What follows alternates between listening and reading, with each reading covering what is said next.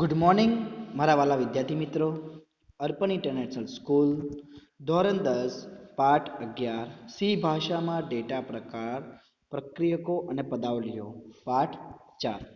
વિદ્યાર્થી મિત્રો, આની પહેલા આપણે દેખ્યું હતું કે એરેથમેટિક ઓપરેટર્સ દેખ્યા હતા આપણે, એના આપણે પ્રોગ્રામ બી કર્યા હતા. બરાબર, ઇન્ટીજર એરેથમેટિક, ઇન્ટીજર એક્સપ્રેશન, બરાબર, આ બધી વસ્તુ આપણે ચર્ચા કરી હતી આના પહેલાના વિડીયોમાં. વિદ્યાર્થી મિત્રો, હવે આજે આપણે દેખશું કે નિરૂપક ઓપરેટર એટલે કે નિરૂપક પ્રક્રિયકો એટલે કે એસાઇનમેન્ટ ઓપરેટર, બરાબર, અને પછી કન્ડિશન્સ ઓપરેટર આપણે દેખશું. બરાબર, તો આ બધા આપણે ઓપરેટર્સ આજે દેખવાના છે, જેમ કે રિલેશનલ ઓપરેટર્સ છે. તો આ બધા ઓપરેટર્સની આજે આપણે ચર્ચા કરીશું, એના આપણે પ્રોગ્રામ બી દેખશું. બરાબર વિદ્યાર્થી મિત્રો, તો ચલો આપણે દેખીએ કોની સાથે, મિતેશ સર સાથે. તો વિદ્યાર્થી મિત્રો, પહેલું કયું છે? નિરૂપક પ્રક્રિયકો. નિરૂપક પ્રક્રિયકો એટલે શું? એક ક્વેશ્ચન આપણને મોટો એ થાય. તો જો જ્યાં નિશાની બરાબર નહીં આવે, શેની આવે? બરાબર. બરાબર, એટલે શું કહેવાય એને? નિરૂપક એસાઇનમેન્ટ ઓપરેટર્સ કહેવાય. દાખલા તરીકે ડેટ ઇક્વલ્સ ટુ, બરાબર, પછી એમ ના કરવું હોય આપણે તો total dash cost equals to quantity multiplication by cost item. આ રીતે બી તમારે ના કરવું હોય તો A plus B equals to C. બરાબર, તો જો આ નિશાની આવી. બરાબર, એટલે આને શું કહેવામાં આવે છે? નિરૂપક પ્રક્રિયકો કહેવામાં આવે છે, એસાઇનમેન્ટ ઓપરેટર કહે છે આને. બરાબર, આની અચળ કિંમત કે પદાવલી પરિણામ હાલ ચલમાં નિરૂપણ કરવા માટે તેનો ઉપયોગ કરવામાં આવે છે, એટલે કે બરાબરની જે આપણે નિશાની કરીએ છીએ ને એના માટે. બીજી વસ્તુ કે સી ભાષામાં આને શોર્ટ હેન્ડ, શું? શોર્ટ હેન્ડ પ્રક્રિયા કે નામે બી ઓળખાતા પ્રક્રિયકો પણ પૂરા પાડવામાં આવ્યા છે. કયા? Short hand. અને ગાણિતિક પ્રક્રિયકોની પાછળ બરાબરની નિશાની ઉમેરવાથી આ પ્રક્રિયકો મેળવી શકાય છે. તેનો ઉપયોગ કરવા માટેનો વાક્ય રચના નીચે મુજબ છે. જો બતાવો કઈ વાક્ય રચના છે, પછી એવું કહેશો સર ખબર જ નહોતી ને. જાર્યું variable OP equals to constant value અથવા variable OP equals to expression. જો એક્સપ્રેશન અને કોન્સ્ટન્ટ વેલ્યુ પણ જો આજે બરાબરની નિશાની આવી જાય ને એને શું કહેવાય? એસાઇનમેન્ટ ઓપરેટર્સ કહેવાય. બરાબર વિદ્યાર્થી મિત્રો, તો આ આપણે વાત કરી છે એની નિરૂપક પ્રક્રિયકો એટલે કે એસાઇનમેન્ટ ઓપરેટરની આપણે વાત કરી. હવે આપણે વાત કરશું શેની? સંબંધ સૂચક એટલે કે રિલેશનલ ઓપરેટર. શેની વાત કરશું આપણે? Relational operator. તો દેખો વિદ્યાર્થી મિત્રો, રિલેશનલ ઓપરેટર્સની અગર આપણે વાત કરીએ છીએ, બરાબર, તો ઇફ કન્ડિશન છે, બરાબર, ઇફ કન્ડિશન આવે છે. આપણે ખબર અમુક પ્રોગ્રામ ઇફ કન્ડિશનથી આપણે કરતા હોઈએ છીએ, બરાબર, તો એને શું કહેવાય? રિલેશનલ ઓપરેટર્સ કહેવાય છે. દાખલા તરીકે બે ઓપરાંડને સરખાવવાની સુવિધા પૂરી પાડે છે, એટલે કે ટ્રુ યા તો ફોલ્સ, યા તો આ યા તો આ, બરાબર, પૂરી પાડે છે. સામાન્ય રીતે પ્રોગ્રામમાં અમલીકરણ પ્રવાહ બદલવા માટે તેનો ઉપયોગ કરવામાં આવે છે. બીજું ઉદાહરણ તરીકે આપણે ગ્રાહકને તેને ખરીદેલી વસ્તુની રકમ તપાસી તે પ્રમાણે વળતર આપવા આપણે એને ઈચ્છીએ છીએ. જો કિંમત કોઈ નિશ્ચિત રકમથી વધુ હોય તો જ ગ્રાહકને વળતર આપવું છે. અને આ ઉદાહરણ સી ભાષામાં ઇફ ટોટલ પરચેસ, બરાબર, if total purchase greater than 10,000 discount equals to 500 તરીકે આપણે રજૂ કરી શકાય છે. આ રીતે બી રજૂ કરી શકાય છે. અને મેં તમને ફંક્શન્સમાં બી ઇફ કન્ડિશન શીખવાડ્યું હતું કે ઇફ ટ્રુ છે કે ફોલ્સ છે એ આપણે દેખી શકીએ છીએ, કોણ વિન છે કે લોસ છે આપણે એ દેખી શકીએ છીએ. તો આપણે એ રીતે જ કર્યું હતું ને, બરાબર. તો આ રીતે આનું કામ થાય છે. આપણે ઇફના પ્રોગ્રામ બી આની અંદર દેખશું, બરાબર. ઓકે, જો હવે રિલેશનલ ઓપરેટર્સમાં કયા કયા આવે છે આપણે એ દેખો. જો જે રિલેશનલ ઓપરેટર્સ છે ને એમાં કયા કયા સંબંધ સૂચક પ્રક્રિયકો આવે છે આપણે દેખીએ તો જો સૌ પ્રથમ શું આવે ઇક્વલ્સ ટુ શું આવે છે ઇક્વલ્સ ટુ એટલે શું કે બે ઓપરાંડની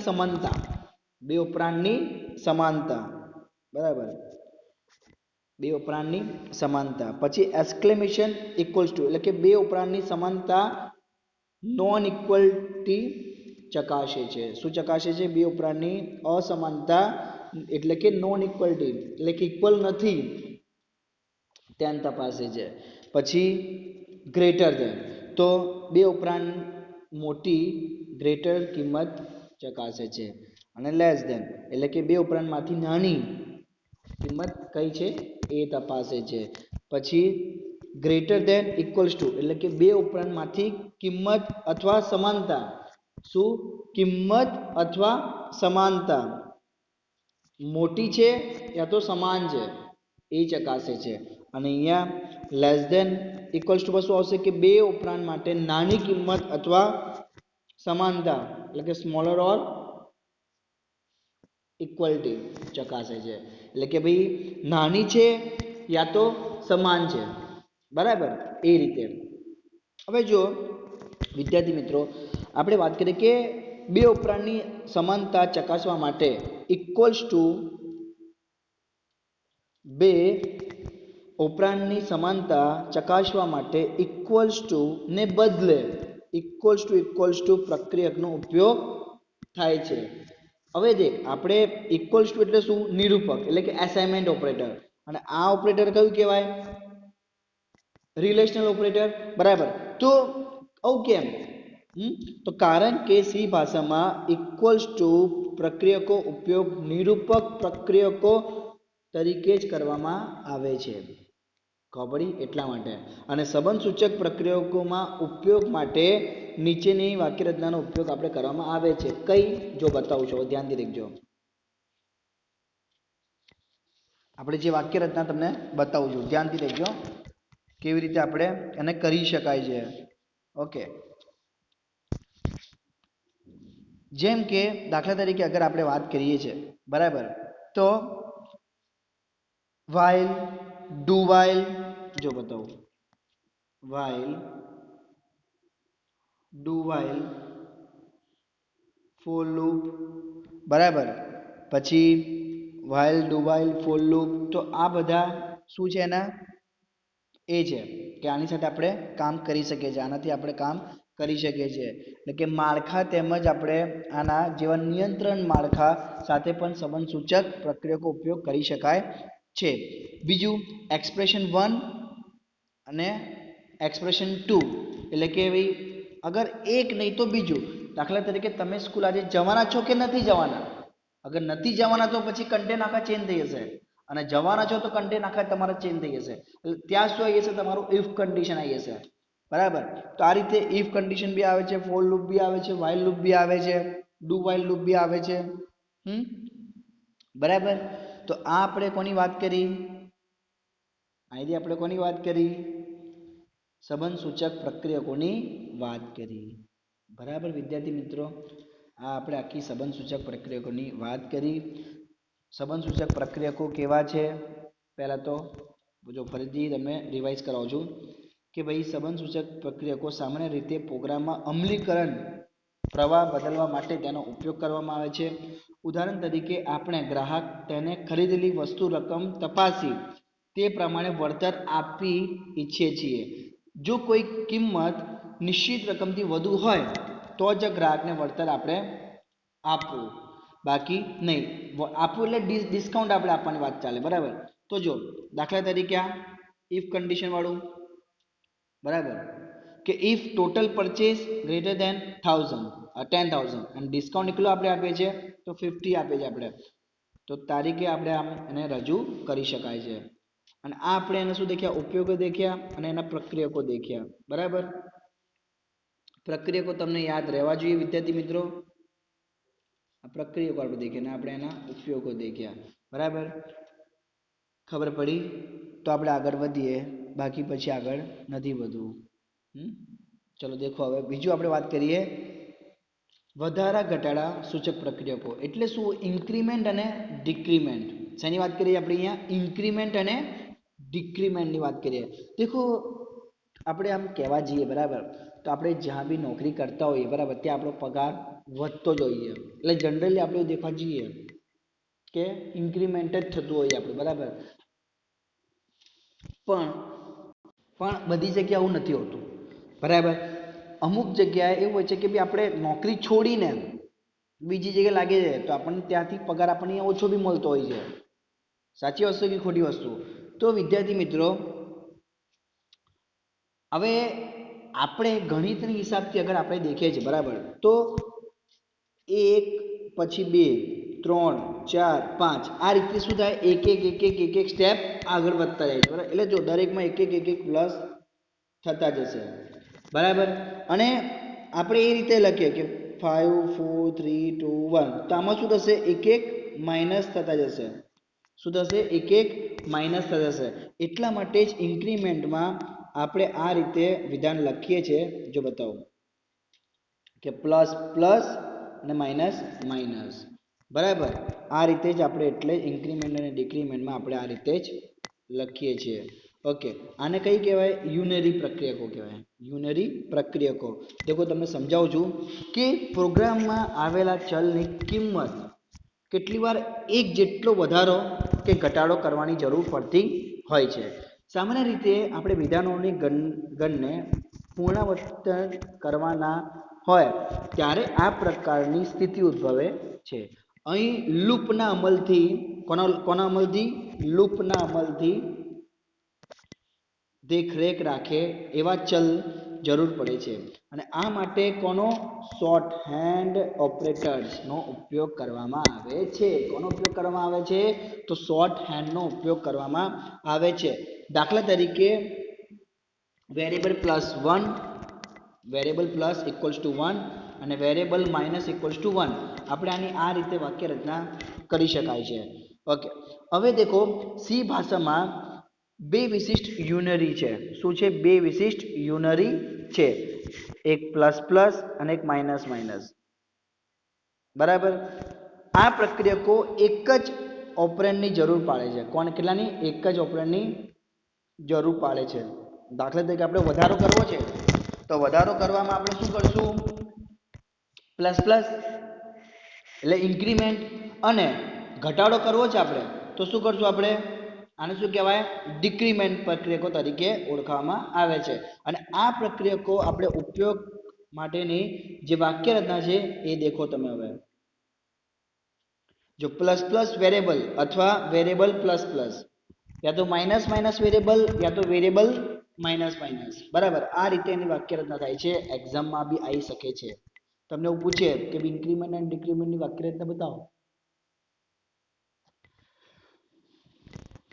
બરાબર ને. તો તમે કેવી રીતે બતાવશો? પ્લસ પ્લસ વેરિયેબલ અથવા વેરિયેબલ પ્લસ પ્લસ, યા તો માઇનસ માઇનસ વેરિયેબલ, યા તો વેરિયેબલ માઇનસ માઇનસ, આ રીતે.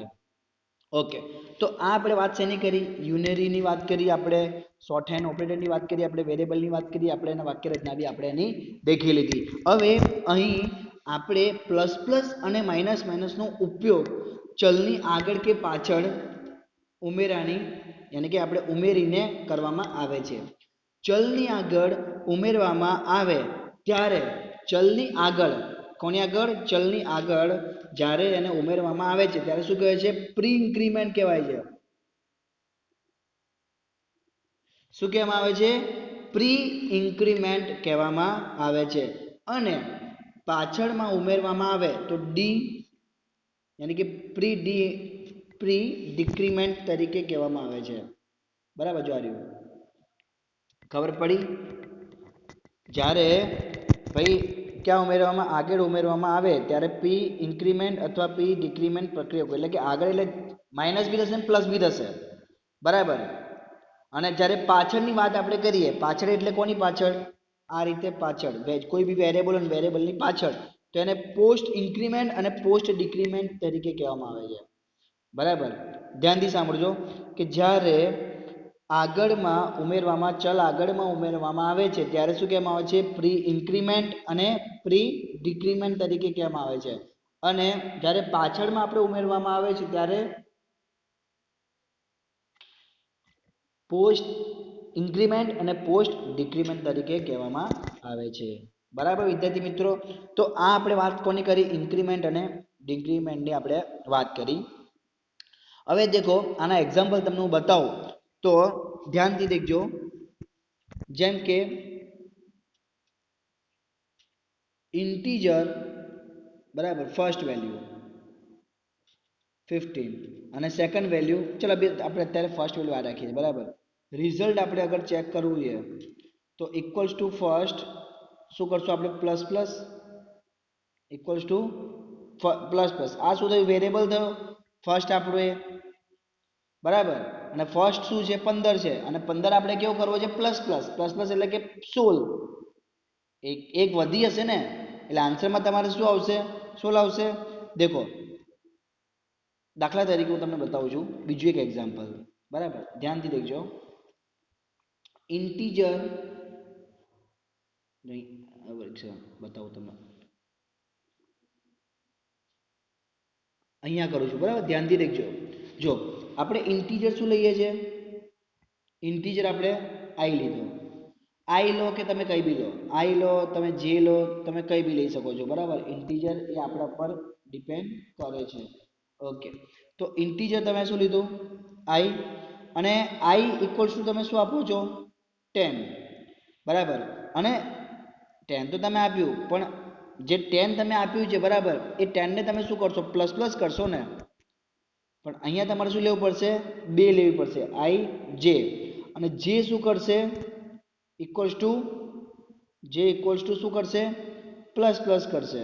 પ્લસ પ્લસ કરશે એટલે પછી આપણે પ્રિન્ટ કરાવીશું અને પ્રિન્ટ કરાવીને આપણે એને રિટર્ન વેલ્યુ પર નાખશું અને જેવો એન્ટર દબાવીશું એટલે વેલ્યુ શું આવશે? 11 11. એટલે ફર્સ્ટની વેલ્યુ 11 અને સેકન્ડની વેલ્યુ બી 11 આવશે. ખબર પડી? આ રીતે આપણે દેખીએ છીએ એક એક્ઝામ્પલ દેખીએ જાર્યો બરાબર. પણ આ જે એક્ઝામ્પલ છે ને એ શેનું એક્ઝામ્પલ છે? કન્ડિશનલ ઓપરેટરનું એક્ઝામ છે એટલે એક્ઝામ્પલ છે બરાબર. પણ આમાં એ રીતે બી કરવામાં આવ્યું છે જે હું તમને કહું છું બરાબર. તો દેખો આપણે વાત કરીએ કન્ડિશનલ ઓપરેટર્સની આપણે વાત કરીએ છીએ.